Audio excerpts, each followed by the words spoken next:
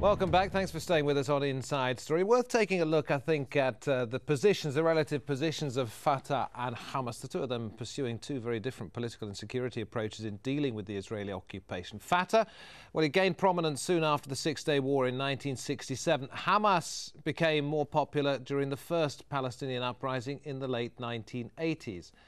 Well, Hamas's founding charter enshrined the right to armed resistance against occupying powers. Fatah backs the roadmap to peace, backed by Israel and Western leaders.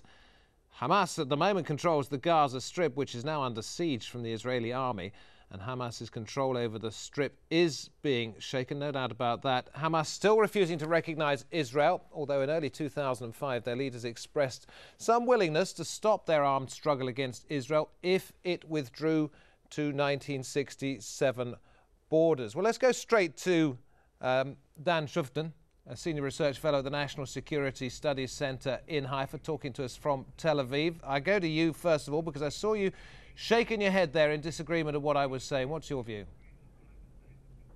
Well, first of all, unfortunately, there is no Fatah in any organized way. If you take one of the worst terrorist bands in the West Bank, the so-called Al-Aqsa Mati brigades, they're part of Fatah, and they don't heed to any kind of control from any kind of Fatah government or from Mahmoud Abbas. They're in complete disarray, and Fatah doesn't exist anymore as an organized force. When you come to Hamas, the question is not that they want armed struggle against occupation. They say that the very existence of Israel is totally unacceptable. They're anti-Semitic to the core. I mean, in their covenant, they quote the Protocols of the Elders of Zion. They speak about killing the Jews. They are barbaric in their nature and terrorist in their way of action. And the chances that you will get something between Hamas and Israel that can work is a complete lunacy. It has no grounds whatsoever. Okay. So Israel must live with the reality of a hostile and very belligerent element in the Gaza Strip for a very, very long time to come, and with an impotent institution in the West Bank that couldn't, even if it wanted, reach any kind of settlement. So from an Israeli point of view, let me repeat what I said before. Hang on. I don't want to hear you repeating yourself because we only have a limited amount of time. Let's put that point to Barry Atwan, who was shaking his head, as you were earlier, as he listened to what you had to say. What are your thoughts? To be honest, I'm surprised to hear that. Hamas is not anti-Jewish organization. It is not anti-Semitic. Hamas offered the Israeli truce and committed itself to this truce. Just a minute. Let me complete. Mr. Shuftan, we've heard what you had to say. Let's give Barry Atwan a chance. You know, Hamas actually won the election in Palestine, and it was transparent and free elections, and they wanted to be part of the political process. They offered the Israeli a truce for between 30 to 50 years in return of having independent Palestinian state in the West Bank and Gaza Strip. The answer was big no, and the answer was more incursion and more assassinations. All right, look, gentlemen, both of you, for just a moment, please. Please allow me. We've been over this ground so many times, and it isn't really where I wanted to go tonight. Let's try and get this back on track. Let's bring in Phyllis Bennis, talking to us from Washington, D.C. I want to get on to the Israeli government position at the moment. Avigdor Lieberman, extreme right wing. He's quit the coalition at the moment. Does it make any difference at all, given your pessimistic view of the peace process, just who is in government in Israel?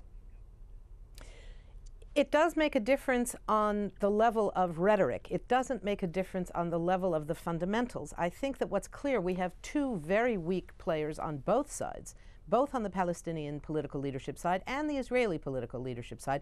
Olmert cannot deliver with or without Lieberman, nor can Mahmoud Abbas. I think the key question here is, what is the United States going to do?